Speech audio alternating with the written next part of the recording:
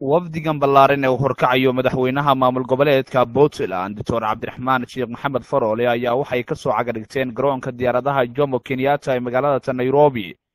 iyadoona ay garoonka ku soo dhaweeyeen mas'uuliyiinta safaaradda Soomaaliya ee horkacayo Ambassador Maxamed Cali Nuur America iyo waxgarad ka soo jeeda maamul goboleedka Puntland deegaanadiisa. madaxweyne Faroole ayaa ka dhawaajiyay kulamo uu kula qaadan doono magaalada Nairobi qaar ka tirsan wakiilada dowladaha daneeya arrimaha Soomaaliya gaar ahaan maamul goboleedka Puntland. waxaan aniga iyo wafdi aan hogaaminayo Puntland ka yimi galabta ku soo gaaray magaalada Nairobi dalka Kenya siyaaro gaaban oo dhowr maalmood ah insha Allah waxaan la kulmi doonaa haddii Ilaahay idmo wakiilada dowladaha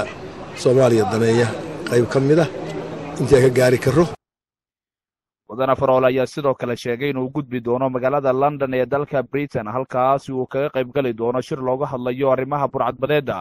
kaasoo loogu magac daray toddobaadka burcadbadeedda lagu ciribtirayo. waxaan u soconnaa magaalada London halkaas oo ka dhici doono shir loogu magac daray shirka burcadbadeed toddobaadkii burcadbadeedka la dirirka halkaasoo anigu aan ku qornahay inaan khudbad ka jeediyo keynote speaker aan ugu qorahay arrinta meeshaas ka jirtaana kulley waa waxyaalihii muddo inta la wadwaday oo shirarka meelba ka dhacdhacayeen hase yeesheen halkaas maanta waxaan malaynaa in lagu dhan yahay annaguna meelahaanu ka nimi oo meelaha burcadbadeedu ay ka ogaarsato nasiibkayay ku noqotay in aanu degannahay meesha badu isugu yimaadaan gacanka carmeed badda Indian Ocean iyo khaliijka kale oo Arabian Sea meelaha isugu yimaadaan oo ay jecel yihiin ka ogaarsadaan markaan saas leeyahay maaha burcadbadeedu inay Puntland wada joogaan annaga inta ugu yar baa nala joogta inta ugu badanna waa xiranta laakiin meel kasta ay ka yimaadaan halkaas ay ka ogaarsadaan oo meesha ay dabinka ay dhigtaan ay ogaartu ugu dhacdo halkaas weeye dabcan haddaan xaggaa tago kale dowladda Ingiriiskana waan la kulmayaa ballan baa jirta dowlado kale oo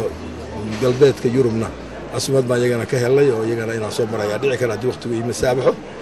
safarkaygu intaas ku saabsan yahay. booqashadan magaalada Nairobi mas'uuliyiinta ka socota maamul goboleedka Puntland uu hogaaminayo madaxweyne Faroole iyo waliba boqolitaanka waddanka Britain ee uu kaga qayb galayo shirka looga hadlayo burcadbadeedda ayaa ku soo beegmaya xilli maamul goboleedka Puntland ay sheegeen inay caalamka kala arrinsanayaan sidii loo ciribtiri lahaa burcadbadeedda.